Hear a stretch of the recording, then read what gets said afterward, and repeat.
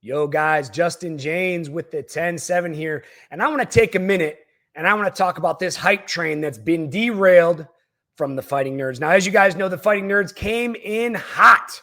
Their main members, Carlos Prates, Caio Borralho, Jaynes Silva, and Mauricio, Ruffy, guys. They came into the UFC storm. They had the glasses, they had the swag, and they have all the excitement that you want in an MMA fighter. And these guys put together a very impressive UFC record of the combined record where Prates was 4-0, Borralho was 7-0, Silva 5-0, and Ruffy 3-0. That's 19-0 coming into the UFC. And a lot of guys are, man, how are they having so much success? And they contributed their success mostly to the coaching and the game planning behind the closed doors at the gym of the Fighting Nerds. And guys, these guys are exciting. They're explosive. They're dynamic. They're incredible. But unfortunately, a couple of these hype trains have been derailed, and we need to figure out why. Between these four main members of the Fighting Nerds, out of their last 5 fights, the record is 1-4, guys. And the one win comes by way of Carlos Prates, where he had a spinning elbow, where he knocked out Jeff Neal in the first round. Very, very impressive. And honestly, I've never seen anybody do that to Jeff Neal before. And there's a lot of speculation going on why this is happening. Why are the Fighting Nerds, why are they all of a sudden losing and go from killing everybody to losing? And the answer is so simple. It's just because they've had a huge step up in competition. Now we look at this and we look at the last couple of opponents of these guys. All right, Jaynes Silva loses Diego Lopez. Now, Diego Lopez just had an incredible decision loss to Volkanovski, arguably one of the best featherweights of all time. We have Caio Borralho loses by decision to Imavov. Imavov, just a freaking stud, could be next up for title contention. We have Mauricio loses to Benoit Saint Denis, gets subbed.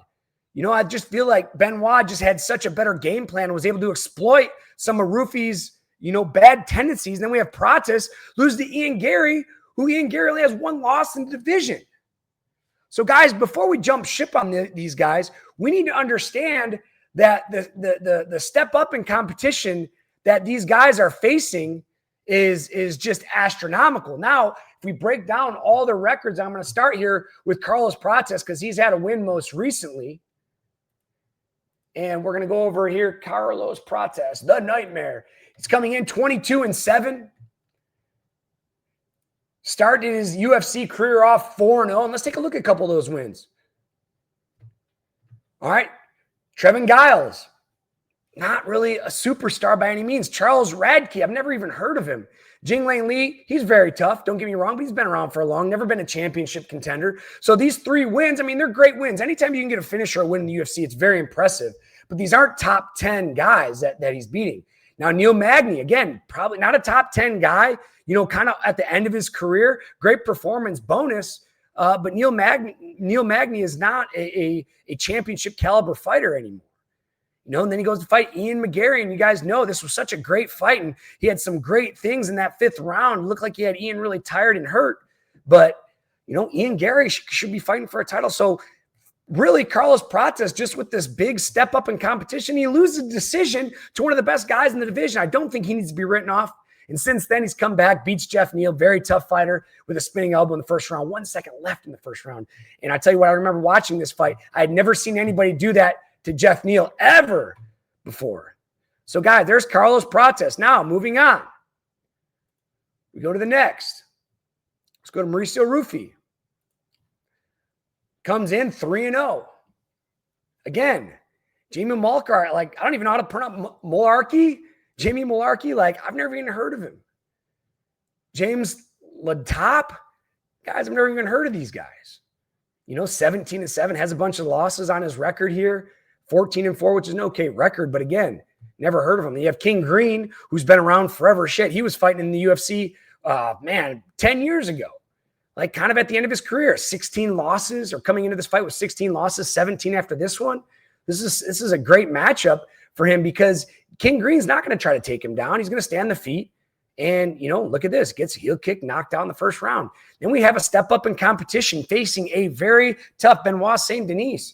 and he loses. And, I just think Saint Denis had a great game plan, was able to exploit some of Ruffy's, bad tendencies per se, and was able to get the submission finish here. Now moving on. That's 2 of the 4. Moving on to Caio Borralho. And if you guys remember, he just fought recently, guys. Come into the UFC 7-0. Let's take a look at some of these wins. We talked about this in my video leading up. Not even going to try to pronounce this guy's name, but he had a very impressive 13-0 record. Gets the decision win. That's great. Man, don't know this guy. Don't know this guy. Don't know this guy. Don't know this guy. Like Abbas Magomedov, I've heard of him. Paul Craig just retired. Not an incredible win. 17 and 8 after this, and I think he lost a couple more, so he might be like 17-10. Jared Cannonier, very impressive win. I think Jared's awesome. Brendan Allen, known for his striking, wins a grappling match here. And then he takes that fight, 7-0, going against Imavov. This fight had winner possibly fighting for the belt next. So a lot of implications going into this fight, but it's just a huge step up in competition, lose the decision. We can't count this guy out yet.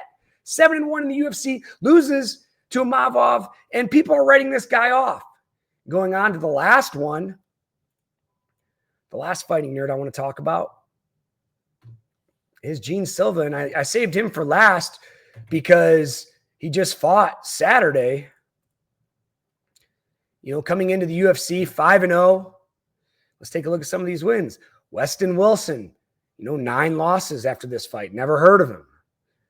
Charles Jourdain, I've heard of him, but, oh man, he had a weight miss here.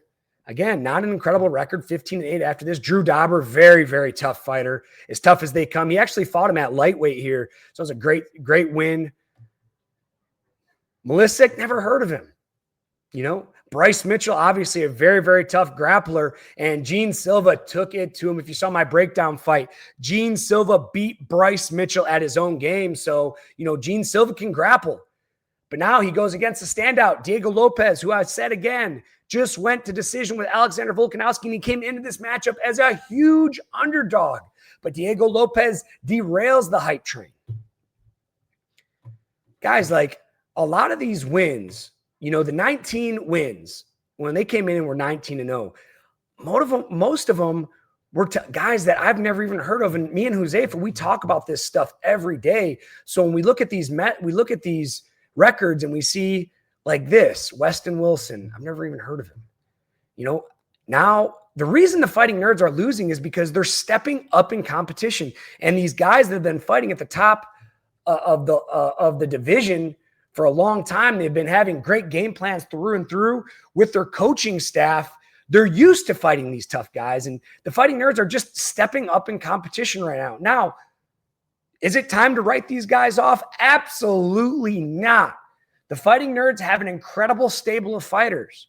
Carlos Prates is already back on the winning track after beating Jeff Neal, and I expect him to rack off some more wins. And I expect all these guys to bounce back with the incredible coaching staff and the incredible gym they have behind them. These guys are going to go to their film, and they're going to see the mistakes they made. They're going to see the tendencies that they're having to have these losses. And, when I talked about the Jaynes Silva fight, and you guys know I just did a breakdown over this, Diego Lopez just got Jaynes Silva frustrated. He stayed behind his jab. And then when Jaynes Silva rushed in that second round, well, in the first round, when he rushed in, he got the takedown. In the second round, when he rushed in, he was able to hit that beautiful elbow to knock him out.